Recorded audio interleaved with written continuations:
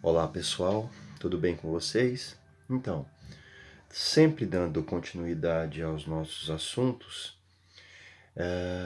é importante eu mencionar hoje com vocês o conteúdo cuja temática é a autocracia. As autocracias, né? Quais são as características dessas autocracias? Nós sabemos que atualmente é um pouco difícil mensurar isso sobre as autocracias, mas ao mesmo tempo nós podemos perceber vários governantes que têm essa tendência à autocracia, tendo em vista que a autocracia ela meio que se contrapõe à democracia. Então você consegue perceber que existem alguns governantes que têm uma tendência a se tornarem autocratas, certo? E quando se trata de autocracias, a América Latina ela é muito marcada por esses autocratas, né? Existem várias personalidades que marcaram a história com a sua forma de governar centralizadora, certo? E isso fica marcado historicamente, isso entra para os registros da história, muitas vezes de forma muito negativa, mas faz parte às vezes, de uma composição de certos estados e cabe-nos a análise, né? E como nós já vimos no texto de Arendt falando sobre violência, sobre poder, então, ao falar de autocracia, nós estamos dando uma continuidade e eu espero que vocês consigam ver uma conexão entre essas propostas, certo? Então, vamos lá. Então, quando você fala de autocracia, a primeira coisa, você entende que se trata de governos extremamente centralizadores. E como que eles surgem?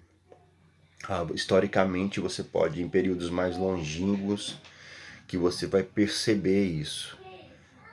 As características são muito semelhantes, mas se dá de várias formas. Geralmente, às vezes, por golpe de Estado ou pela própria eleição, por próprios processos eleitorais que de início são legítimos e posteriormente eles ganham uma outra conotação. Então, é importante frisar nesse sentido que muitas vezes eles ocorrem por um processo totalmente democrático. Haja visto o nosso processo histórico. Eles são marcados por uma centralização exacerbada. Muitas vezes eles diminuem o seu núcleo.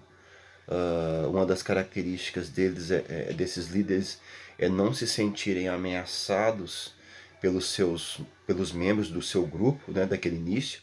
Aquele grupo que compõe o início, quando surge algum membro que pode colocar a figura do líder algum tipo de ameaça, de perda às vezes, porque ocorre que no início de um golpe do Estado, geralmente, o governo ainda ele se encontra em formação e com muita instabilidade. Então é muito comum você encontrar algum tipo de governo que, num prazo de 6 meses, após ter dado um golpe, ele elimina todos os nomes possíveis que podem se tornar ameaça. Vocês sabem o líder, por exemplo, o líder da Coreia do Norte, o Kim Jong-un. Já ouviram falar que ele eliminou o tio dele? Então, é um governo centralizador, né, que entra nessa categoria que nós estamos falando de autocracia. Ele passou por um processo hereditário, que é comum também que isso aconteça, a hereditariedade do poder. O pai dele tinha o poder. Eu estou pegando ele como exemplo, mas a gente pode pegar outros, tá? Mas eu vou nele porque eu acho mais interessante. Então, quando ele assume o poder, quem era a figura que mais poderia ameaçá-lo era um tio. E o que ele faz? Ele cria recursos para tirar o tio de circulação, matando-o no caso. Então ele eliminou o tio dele do poder. Essa é uma característica de excluir dos sistemas autocráticos, de excluir aqueles que se colocam, que podem reivindicar no futuro o poder e muitas vezes ele vai construindo uma situação que lhe dá uma legitimidade de tomar esse poder. Nós estamos vendo aqui, a gente pode falar de alguns que tiveram sucesso, como autocratas, mas também tiveram muitos que dentro de pouco tempo eles perderam o poder, justamente por isso. Porque eles não conseguiram se articular durante um curto espaço de tempo, e aí vai a dança das cadeiras, né? Um entra, depois o outro é assassinado, depois o outro assume, é assassinado, e assim vai, até entrar um e eliminar de fato todos aqueles que o ameaçam. Geralmente esses autocratas, eles se mantêm um núcleo pequeno do governo, eles se mantêm um núcleo duro, com poucas pessoas passíveis de serem controladas, e existe um grupo próximo dele que com competência de assumir aquelas funções do governo. Então, qualquer situação de desagrado que ocorra, de infidelidade que ocorra, o governo, o autocrata, ele tem a capacidade de trocar rapidamente aquele membro que desagradou, que não foi satisfatoriamente alinhado às ideias que ele prega. Então, é interessante isso, né? E existe uma tendência também, quando esses governantes assumem, ocorre uma substituição geral daquela velha guarda. Aqueles que outrora estavam no poder, eles, com um novo autocrata assumindo, um novo autocrata não, um novo governo que assume essas características autocratas, a ideia dele é retirar toda aquela estrutura do poder, toda aquela estrutura, para que ele não seja minado com o decorrer do tempo, entenderam? Ele não usa uma questão meritocrática, apesar que essa ideia de meritocracia é meio difícil de digerir num país igual ao nosso, mas assim, não é um mérito que faz com que você assuma uma função em um governo, né, em um projeto político. Não é isso, geralmente é o alinhamento. Se você está alinhado, você faz parte. Se você não está alinhado, você já está fora. Você pode ter a competência que for, mas você tem que estar alinhado àquele projeto.